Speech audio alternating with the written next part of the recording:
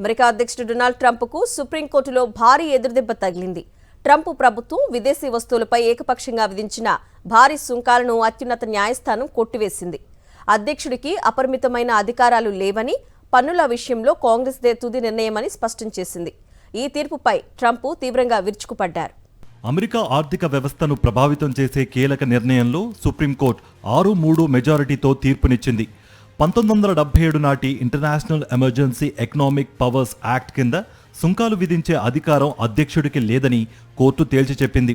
Chief justice John Roberts నేతృత్వంలోని ధర్మాసనం సుంకాలు విధించే అధికారం రాజ్యాంగబద్ధంగా కేవలం పార్లమెంటుకు మాత్రమే ఉంటుందని స్పష్టం చేసింది. కోర్టు తీర్పు వెలువడిన వెంటనే ప్రెసిడెంట్ ట్రంప్ తీవ్ర అసహనం వ్యక్తం చేశారు.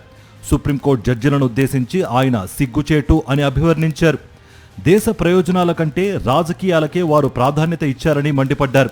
అయితే సుంకాల విషయంలో తాను వెనక్కి తగ్గబోనని, ఇతర చట్టపరమైన మార్గాల ద్వారా వాటిని మళ్లీ అమలు చేస్తానని ట్రంప్ ప్రతిజ్ఞ చేశారు. The Supreme Court's ruling on tariffs is deeply disappointing, and I'm ashamed of certain members of the court, absolutely ashamed, for not having the courage to do what's right for our country.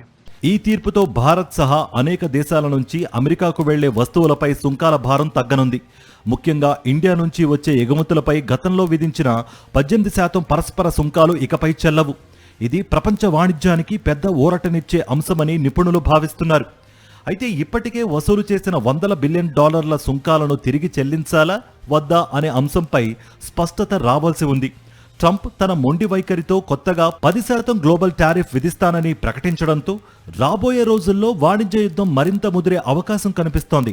Supreme court తీర్పుతో Trump పాలనకు బ్రేకులు పడ్డాయా లేక ఆయన మరో ప్రత్యామ్నాయంతో ముందుకు వస్తారా అనేది వేచి చూడాలి.